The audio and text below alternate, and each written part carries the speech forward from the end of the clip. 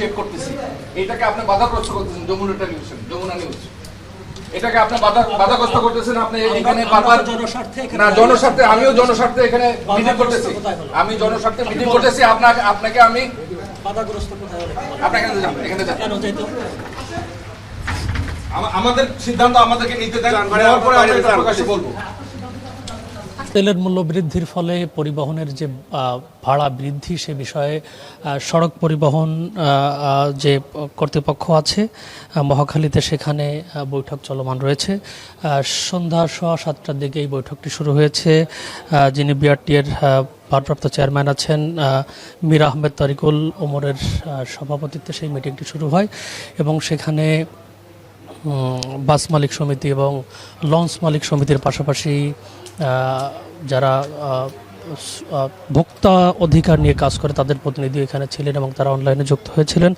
তারা সেখানে কথা বলেছেন এবং তারা যে বিষয়টি এখান থেকে আমরা এখন পর্যন্ত যেটি জানতে পেরেছি যে বাস মালিক সমিতির পক্ষ থেকে কিছুটা বাস ভাড়া বাড়ানোর তারা দাবি জানিয়েছেন। তারা বলছেন যে তেলের মূল্য বৃদ্ধির ফলে তাদের পরিবহন কস্ট বেড়ে গেছে, পরিবহন খরচ বেড়ে গেছে, যার ফলে তাদের এখন বাধ্য হয়ে বাস ভাড়া বাড়াতে হচ্ছে, না হলে তাদের প্রত্যেক ট্রিপেই ক্ষতির সম্মুখীন হতে হচ্ছে।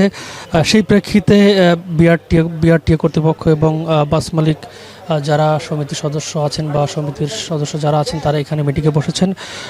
সেখানে আমরা যেটি জানতে পেরেছি, বর্তমান দূরপাল্লার কিলোমিটার প্রতি ভাড়া 2 টাকা 12 পয়সা থেকে বাড়িয়ে অনেকে বলছেন যে 4 টাকা করার প্রস্তাব দেওয়া হয়েছে এবং অনেকে আবার বলছেন যে তারা কিছুটা ভাড়া বৃদ্ধির বিষয়ে কথা বলছেন। সে বিষয় নিয়েই মূলত আমরা এখানে আছি এবং এখানে আমরা এখানে অপেক্ষা করছি তাদের জন্যই মূলত কত টাকা ভাড়া হবে এবং কত পয়সা ভাড়া হবে সে বিষয়ে আমরা কথা বলছি। এবং এখানে যদি আপনারা এরকম দাঁড়ান, আমরা কথা বলবো বন্ধ করে, আপনারা সবাই বের হন, এখান থেকে সবাই বের হন। মিটিং এর কোনো অগ্রগতি আমরা দেখতেছেন না, সন্ধ্যা থেকে বসে কাজ করতেছি, অগ্রগতি তো এটাই আলোচনা ঠিক করতেছি। আছে, আমরা এখানে দেখতে পাচ্ছি যে আলোচনা চলছে এবং বিআরটি যিনি চেয়ারম্যান তারা এখানে এই বিষয়গুলো নিয়ে আলোচনা চলছে এবং তারা রীতিমতো বেশ উত্তেজিত।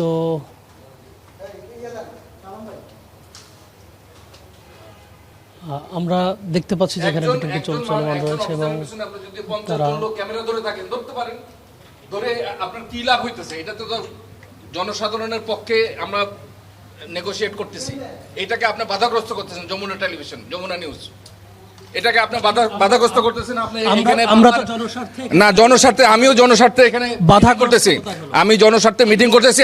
আপনাকে আমি বাধাগ্রস্ত কোথায় হলে আপনি এখানে যান, এখানে যান। কেন যাইতো? আমাদের সিদ্ধান্ত আমাদেরকে নিতে দেন, নেওয়ার পরে আমরা এটা প্রকাশ্যে বলবো। আপনার সিদ্ধান্ত তো আমরা জানতে চাচ্ছি এখন। দর্শক, আপনারা দেখতে পাচ্ছিলেন যে এখানে ব্রডকাস্টিং এর ব্যাপারেও বিআরটি কর্তৃপক্ষ থেকে তারা বাধা দেওয়া হচ্ছে এবং তারা বলছেন যে এখানে কোনোভাবেই সাংবাদিকদের এখন দাঁড়ানোর সুযোগ নেই, এখান থেকে চলে যাওয়ার জন্যই বারবার মূলত চাপ দেওয়া হচ্ছে। সেই বিষয়গুলো নিয়েই মূলত আমরা এতক্ষণ এখানে দাঁড়িয়েছিলাম এবং আমরা জানার চেষ্টা করছিলাম যে এখানকার সবশেষ পরিস্থিতি এবং সেটি আমরা যমুনার ক্যামেরায় আপনাদের দেখানোর চেষ্টা করছি। এর আগে দর্শক আপনারা জানেন যে গতকাল জ্বালানি তেলের দাম যেটি বাড়ানো হয়েছে, সেখানে ডিজেলের দাম 100 থেকে 115 টাকা করা হয়েছে এবং কেরোসিনের দাম 112 টাকা থেকে বেড়ে 130 টাকা করা হয়েছে। এছাড়া অকটেনের দাম 120 টাকা থেকে বেড়ে 140 টাকা হয়েছে, যেখানে লিটার প্রতি 20 টাকা বাড়ানো হয়েছে। এর পাশাপাশি পেট্রোলের দাম 116 টাকা থেকে বেড়ে 135 টাকা করা হয়েছে, সেখানেও ভোক্তাদের গুনতে হচ্ছে 19 টাকা দরে, 19 টাকা বেশি। সব মিলিয়ে এখানকার যে পরিস্থিতি আমরা সেটি আপনাদেরকে দেখানোর চেষ্টা করছিলাম এবং আপনারা দেখছিলেন যে এখানকার সার্বিক পরিস্থিতি।